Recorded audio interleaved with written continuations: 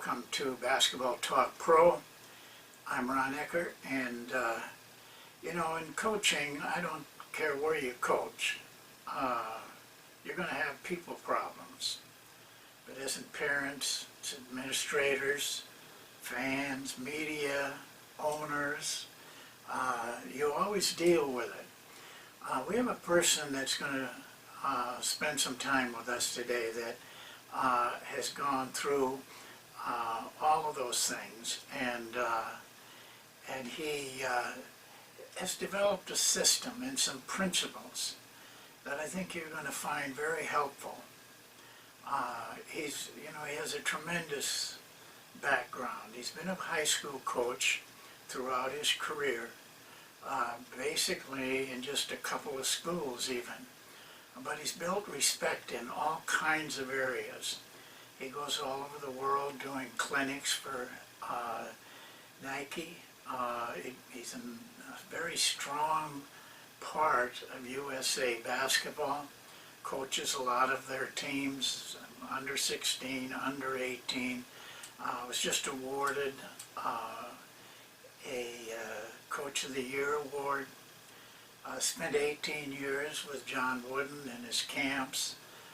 He's just got a tremendous amount of very good experience and background in basketball. I think what he's going to tell you today is something that all of us coaches can use because he has a system, and you'll feel it as he goes through what he believes and what he does. He has some strong principles, and it works for him. Some coaches, we all have people problems, but some coaches just seem to keep it to a minimum. He's one of them. And some of you that are concerned about this in your own career, listen carefully, because he'll give you some ideas of how to stem some of the problems and keep them at a minimum so they don't distract you from what your real mission is in coaching. So I don't have to say much more, and we'll turn it over to Don and let him take you on a very nice journey. First of all, I'm honored to be asked to speak to coaches today. A good friend of mine, Ron Ecker, has done a tremendous job with the webcam service, and I'm happy to be a part of this. I'm going to speak a little bit this morning on dealing with parents and issues that high school coaches may have, dealing with parents, and maybe some things that you can do as a coach in order to alleviate some problems. First of all, I think it's really important that relationships with your players be developed. And how this happens is on a day-to-day basis, in season and out of season. I think the relationship that you have with your players, not only your top players, but I think you have to develop a relationship with your players who may not play much, even down to your 15th or 16th player, because usually it's the parents of your numbers 8 through 12 players that will cause you the most grief, because they're not bad players, they're pretty good, and those are the kind of players that maybe think they should be playing more than they are. When you get down to your 12 through 15 or 16th player, I usually find out that those players are just happy to be on the team.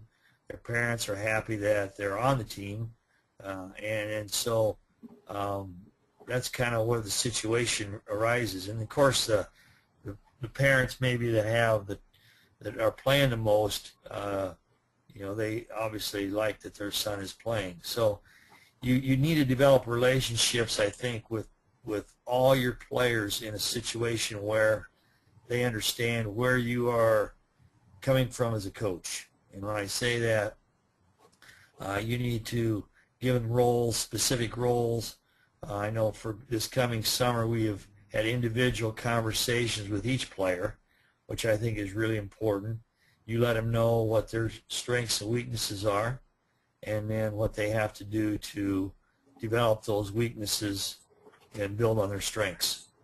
I think the individual meetings with your players is something that you need to do both in the fall and especially in the spring as you start your summer basketball. To build relationships, I think this is part of a culture that is on your team. I think this goes back to communication, to develop a proper culture. One of the several things that we do to develop this is we have a list of expectations. We don't really call them rules as such, but we have expectations, and our expectations pretty consistent. Here's how you do things. Here's how you practice. Here's how hard you practice. Here's what we expect from you when you come to practice. And in taking a new situation just a year ago, it was a situation where I had to build that culture every day in practice. You know, some things you live with, some things you are very strict on. We were very strict on when they came on the court, where they start shooting from, how they develop their shot before pre-practice. They're not out there shooting hook shots from half court. Shirt tails aren't out. Shoes are not are laced up. Those kind of things develop a culture that you want to give to your players. And I think this really helps with the relationship with your players as well.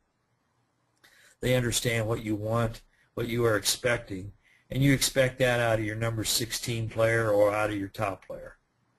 When they see that your top player is being disciplined maybe for not having a shirt tail tucked in during practice or not practicing the way you want them to, I think that sets a tone for all the players. Now, it may seem kind of strange that I'm talking about your relationship with players in that we're talking about parents, but I think it starts with the players. They go home and they feel good about what they did in practice. They feel good about you as a coach. They feel good about themselves, their role on the team. I think that carries over to their home and their discussion with their parents. Every night in practice, we try, between my coaching staff and I, we try and first of all, call every player by first name. I think that's very important, that you recognize them by their name, not by just pointing to them and giving them some direction that way. So I think call them by name a lot in practice. And also, we always tell our coaches that you have to find for every negative thing you say to a player, there's got to be 4 positives to do that. Maybe, way to hustle, good shot. There'll be times in practice where I will stop a practice and a player who might be the 9th, 10th, 11th, 12th man on the team, I will stop practice and say, when he did something well, and just make a point of saying that, he's a valuable part of our team because he set this screen the way it was supposed to be set. He's making the player ahead of him better. So recognize those kids, and they feel real good about that as well. When they go home, they'll tell their parents, Coach told me, I set a very good screen in practice, and they remember that. So I think that's something that you need to do as a coach. Be sure your positive outweigh your negatives to your players, and then they have that culture that you care about them and that their role is very important.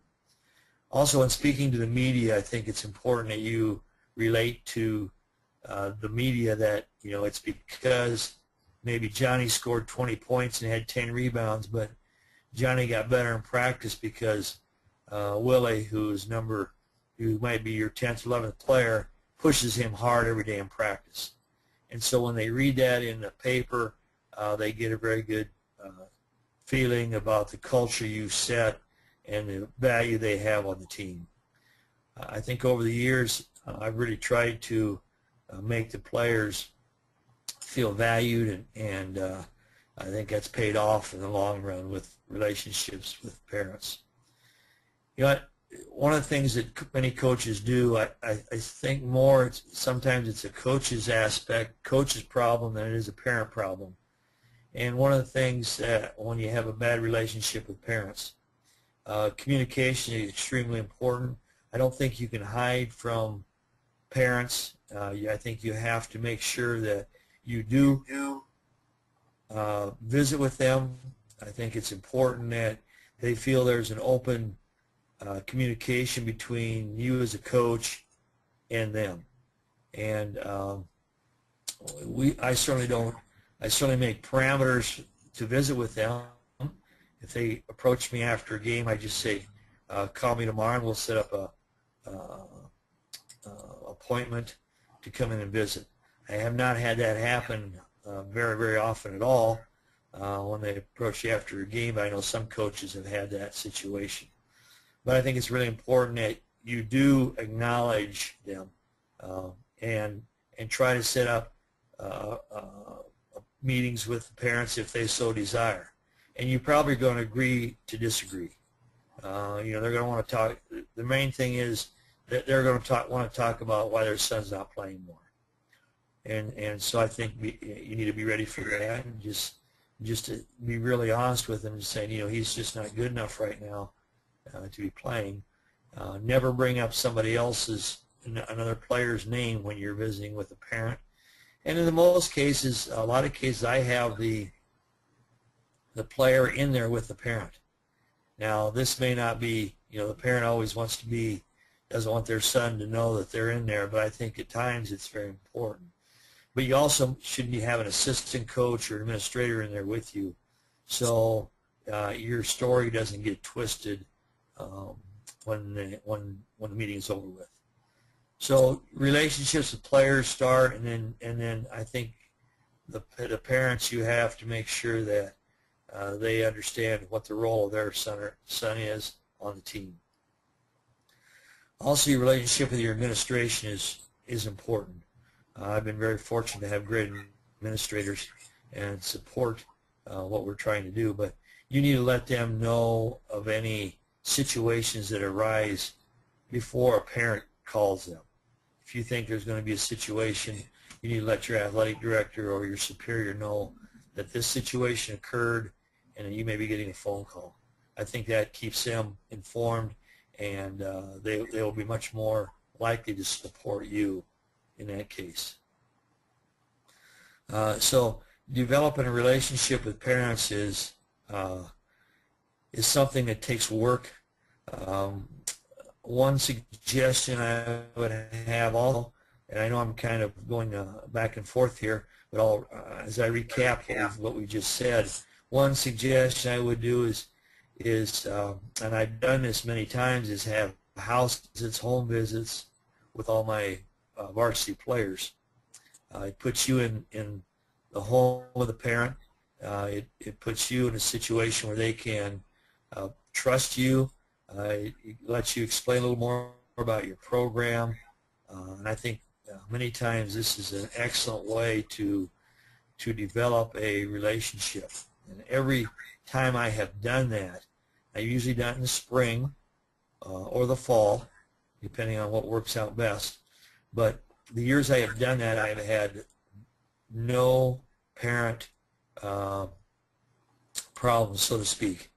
I think the trust has been there when I go meet them in their home. I think that has been very, very good situation for us to do as a coaching staff. And it has helped the relationships with me and with the coaching staff and the parents. So I would suggest several things. First of all, communication is a key to anything. I never write back emails. If I get an email from a parent concerning what happened in practice or game or playing time, I call. I don't think emailing is the proper way to communicate situations. I think you can hide behind email. And once you make voice contact with the parent, I think sometimes they tend to back down a little bit in their aggressive nature, dealing with whatever they thought was good. Communication with players is important, as I've talked about. Communication with your administration. I think those three things are very, very good to do. The culture that you try to give to your team is important. As you progress in your coaching, young coaches again tend to have a culture that it's not important to build a relationship with the players that don't play. And I think you're missing the boat there, because those are the kids whose parents are really can cause the problems if you're not developing that proper culture. There are a lot of other things I think you need to build with your team. Certain bonding things. We do a lot of community service projects with our team, which has been a great public relations with our parents as well.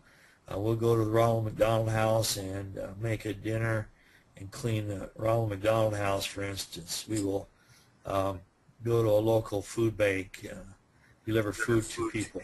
We will do things like that that build not only bond us together as a team, but I think it's great PR for our team, and parents really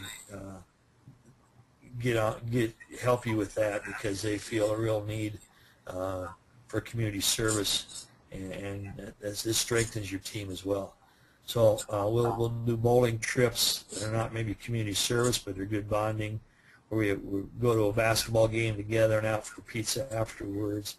Those things really build your team up as well, and so your players have a very good feeling about being on the team, and I think that goes a long way, as we've said before, to building good relationships with the parents as well. I think you need to make your team very special in some way, and you can be special by we always require our players to wear ties. Everybody has the same tie, red and white tie, on game days for our home games, and and then we wear our travel sweats for away games. But this makes this team something special the players want to be a part of, and when they want to be a part of a team, then there's obviously less problems between you and them and the parents. So special things like that to make them feel that they're really part of something special is something that you need to take a look at as well. I've covered a lot of things here that hopefully will help you as you progress in your coaching career. And like I said, made a statement, I think sometimes it's the coaches who cause the problem rather than the parents. And if you're aware of this, I think you can do a lot to alleviate parent problems or as well. No matter what you do, there's always going to be some parents who don't agree with what you do, and that's just going to be the nature of the game sometimes, where you meet with them and you agree to disagree, and then hopefully you can go from there. I'm always available if you want to email me. My email is hawks, HAWKS, at netins, netins.net. You can email me if you want to discuss this topic at all, or you have a specific problem with a parent that you would like to discuss. I would be certainly welcome to discuss this with you via email, and then I can give you my cell number from that. So I hope that some of these things have helped you. Communication, build your culture, build your relationships, I think are the three main things that we talked about. Good luck, and I know we have a lot of young coaches that listen to this webcast, and I wish you all the luck as you continue to build your team and resume throughout the years.